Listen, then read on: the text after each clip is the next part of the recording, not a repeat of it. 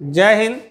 Edu power in में आप सभी का स्वागत है। आज हम लोग सेंस ऑर्गन टंग और नोज के बारे में जानेंगे और इसके क्या कार्य हैं और इस टॉपिक से किस प्रकार के प्रतियोगी परीक्षाओं में प्रश्न पूछे जाते हैं, इन्हीं सब तथ्यों पर हम लोग चर्चा करेंगे और जानेंगे कि टंग का शरीर में क्या कार्य है और यह कैसे कैसे कार्य करता है। इन्हीं सब बातों पर हम लोग चर्चा करेंगे, देखेंगे, जानेंगे, जो प्रतियोगी परीक्षाओं के दृष्टिकोण से अति महत्वपूर्ण है। तो चलिए अब हम लोग देखते हैं कि सबसे पहले टंग जो है ओरल कैविटी में होता है। टंग का स्थान कहाँ होता है? ओरल कैविटी, यानी कि माउथ, मुंह के अंदर होता है।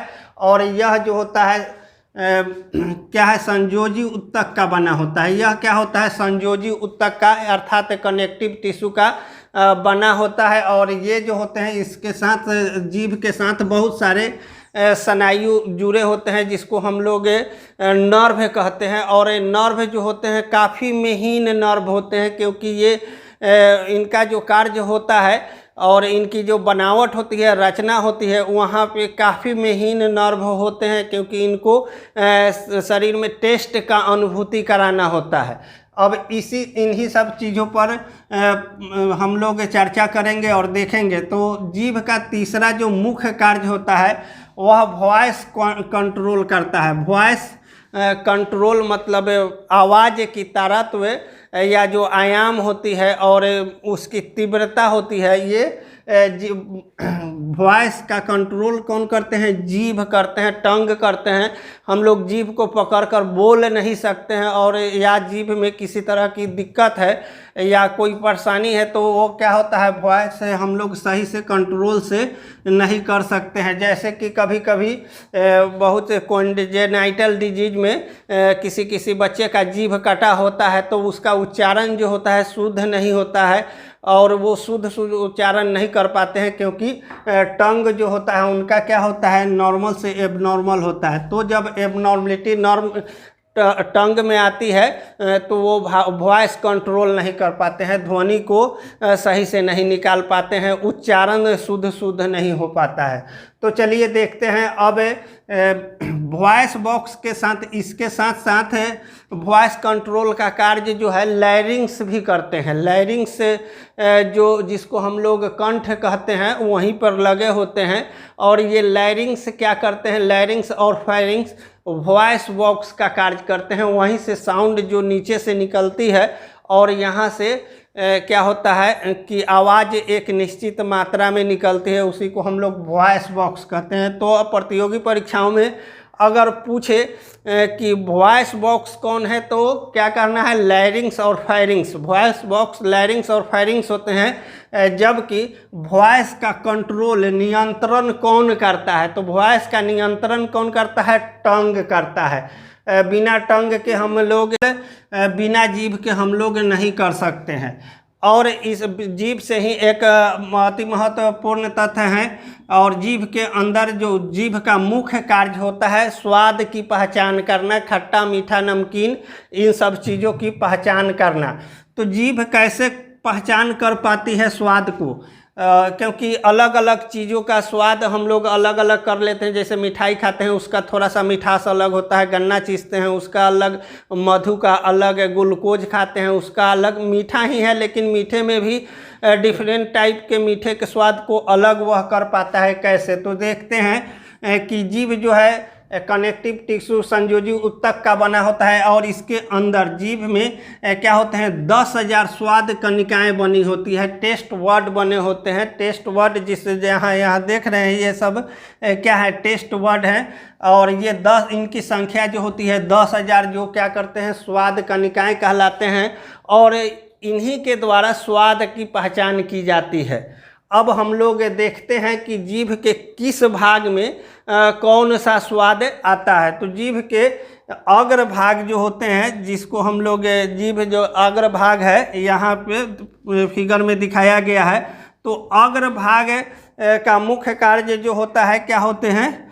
यहाँ मिठास यानी कि स्वीट, मीठा की यह पहचान करता है। डिफरेंट टाइप के मिठास जो होती है उससे सभी मिठास को यह पहचान करता है। और यहाँ से हम लोग मीठे चीज़ के का अनुभूति करते हैं, अनुभव करते हैं। अब आगे देखते हैं कि सबसे पिछला भाग जो होता है जीभ का, टंग का सबसे पिछला भाग जो होता है, वहाँ पे वर्ड होते हैं बहुत सारे, और ये मुख्य रूप से तीखा या कड़वा, कोई तीखा चीज़ या कड़वा चीज़ का पहचान करता है, स्वाद का अनुभव कराता है, कड़वा और तीखा। तो प्रतियोगी परीक्षाओं में अगर पूछा जाए मीठा का पहचान कहाँ से, तो जीभ के अग्रभाग से। अगर तीखा का पूछा जाए, तीखा या कड़वा, तो जीभ के पार्श्व भाग से, पिछले भाग से हम लोग कड़वा और तीखा का अनुभूति प्राप्त करते हैं। आगे देखते हैं कि जीभ के दोनों साइड जो होते हैं, यहाँ फिगर में बना हुआ है, जीभ के दोनों साइड में अलग अलग भाग होते हैं, जिसको हम लोग क्या करते हैं,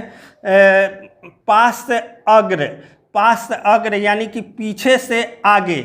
पार्श्व अग्र का जो भाग होता है, वहाँ से हम लोग खट्टा सावर का अनुभव करते हैं, खट्टा सावर का अनुभव करते हैं हम लोग। ये भी प्रतियोगी परीक्षाओं में पूछे गए हैं प्रश्न कि खट्टे का अनुभूति हम लोग कहाँ से करते हैं, तो अग्र पास अग्र भाग से, पिछला के आगे वाले भाग से हम लोग क्या करते हैं, खट्टा का अनुभूति प्रदान करते हैं, हमें वहीं से इस स्वाद का पता चलता है।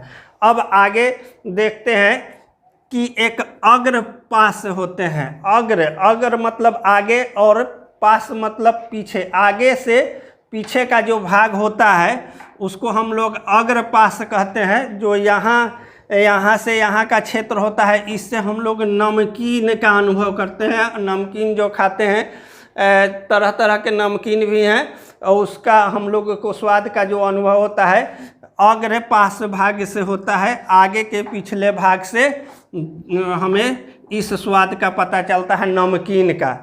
तो इस प्रकार जीभ जो है चार तरह के, ऐसे तो हजारों तरह के स्वाद को वह डिफरेंस कर पाता है, लेकिन ये मुख्य रूप से मीठा, तीखा, कड़वा, नमकीन या खट्टा, इन सब में अंतर ये जीभ के ये भाग से हो जाते हैं।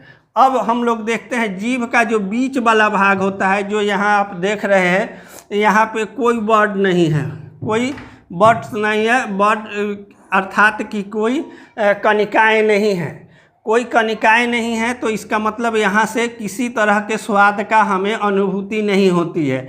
इस भाग में अगर प्रतियोगी परीक्षा में भी बार बार पूछे गए हैं कि जीभ के मध्य भाग, बीच भाग से हमें कैसा स्वाद मिलता है, तो उसमें यह भी रहेगा खट्टा, मीठा, तीखा और इनमें से कोई नहीं। तो लगाना है इनमें से कोई नहीं, क्योंकि बीच के भाग में कोई बर्ड्स नहीं होते हैं, कोई कणिका नहीं होती है। इस कारण से क्या होता है, यहाँ से हमें किसी स्वाद का अनुभव नहीं होता है। तो हम लोग देखें जीभ से संबंधित बात है कि स्नायु और वो किस प्रकार के उत्तक से, ये भी प्रश्न पूछे गए हैं। वॉइस बॉक्स से रिलेटेड भी पूछे गए हैं, और ये भी प्रश्न पूछा गया है कि 10,000 जीभ के अंदर कितनी स्वाद कणिकाएँ बनी होती है। तो जीभ के अंदर 10,000 स्वाद कणिकाएँ बनी होती है। तो इस तरह से ये प्रतियोगी परीक्षा के दृष्टिकोण से ही यह टॉपिक बनाया गया है, और जो प्रश्न पूछे जाते हैं उसी को फोकस करके बनाया गया है। इसलिए आप लोग इस टॉपिक में बने रहिएगा, चैनल पर बने रहिएगा, ताकि इससे संबंधित और महत्वपूर्ण जानकारियाँ आपको प्राप्त हो। और दूसरा, अब इसके आगे हम लोग दूसरा सेंस ऑर्गन नोज के बारे में जानते हैं। नोज, जिसको हम लोग नाक कहते हैं, और नोज किस प्रकार की आकृति है और कैसे इसकी बनावट है और इसके क्या कार्य हैं, इन सब के बारे में जानेंगे। तो पिछले क्लास में हम लोग सेंस ऑर्गन से ही पढ़े थे, स्किन और ईयर यानी कि कान, और ये दो पढ़े थे, और आज इसमें टंग और नोज पढ़ रहे हैं। तो नेक्स्ट टॉपिक में आँख के बारे में बताया जाएगा, तो आप चैनल पर बने रहेंगे। अब देखते हैं सबसे पहला नोज का क्या कार्य है। तो नोज भी क्या है कि यह एक सेंस ऑर्गन है, या इसका मुख्य कार्य जो है गंध का पता लगाना, और ये गंध का पहचान करता है, और अलग अलग तरह के अलग अलग गंधों की पहचान होती है। तो सबसे पहले हम लोग देखते हैं कि इसके क्या कार्य हैं, नोज के क्या कार्य हैं, नाक के क्या कार्य हैं। तो नाक जो है मेनली ये जो ऊपर का जो एक्सटर्नल नोज है, बाहरी जो बनावट है, उसके बारे में हम लोग चर्चा करते हैं।